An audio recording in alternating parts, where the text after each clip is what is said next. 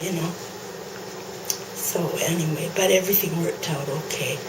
And, you know, they were brought up in a different, as I say, a different culture, you know, and like the dad was the boss kind of, and he dictated. And so anyway, and then it changed, you know. So was your husband not in good terms with his parents then when he got married? Oh yeah, well, they didn't think we should be getting married, so I guess so. They got married anyways. Yeah, and so then when his nephew got married to a Hakujin, well then he said to his mother, well, what do you think of that? And she said, Shogunai, maybe what will be, kind of, you know. So we said how times have changed. And then, of course, Jeannie got married to a Mormon, and the dad proclaimed he wasn't going to go and invite his friends to something where they just had a glass of juice and a sandwich. You know, so there was lots of animosity there, and the kids didn't stand up for them, except us. And they were living in Raymond? They lived in Edmonton, eh? Oh, by then. Yeah. But they're originally from Raymond? Yeah. Okay. Mm-hmm. And Raymond was very, you know, they didn't approve of dances or anything like that. You know, they were very old-fashioned. Yep.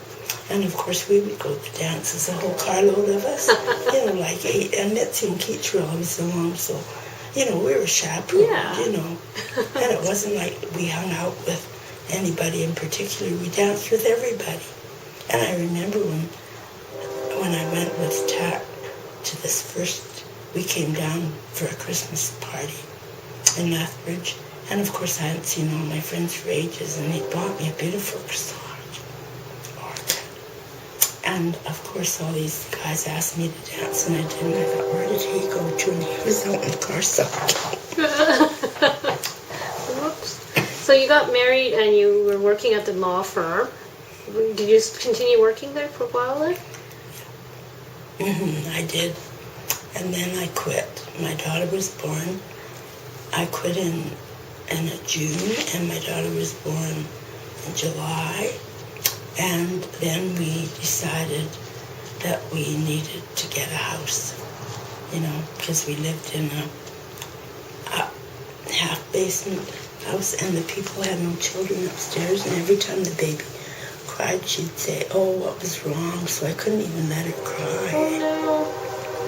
So then in 59, well, we bought a house in 58.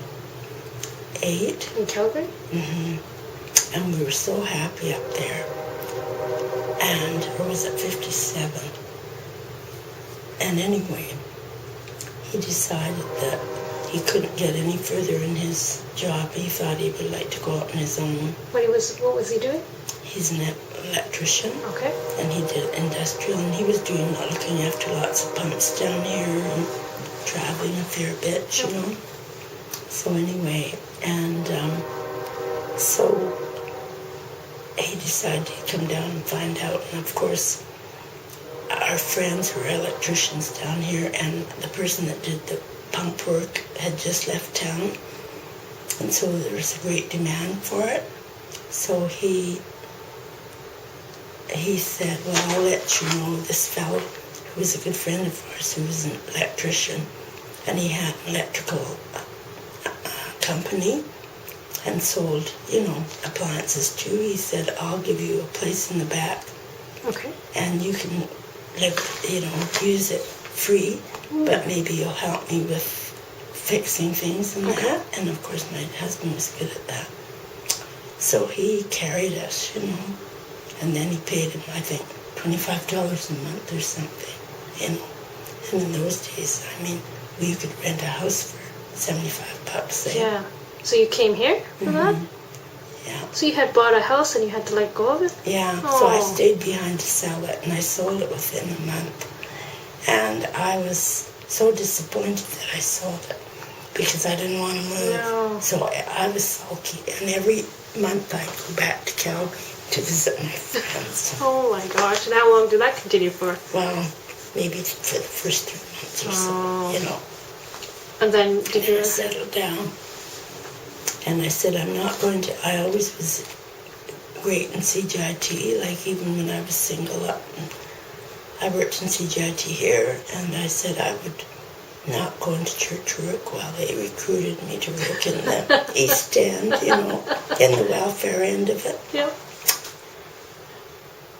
And then when I came back here, I said, I'm not going to get involved. I'm not curling. And they got me involved in curling, and they also got me involved in the church, in the Explorers. Did your husband start a He started, and then he decided to open his own shop. What year was that? That was in 62. Okay. And so anyway, he passed away in 72. So I was, I paid off the shop. And would you believe the Royal Bank, somebody else took it over for just a year, and then we let it go. And I rented.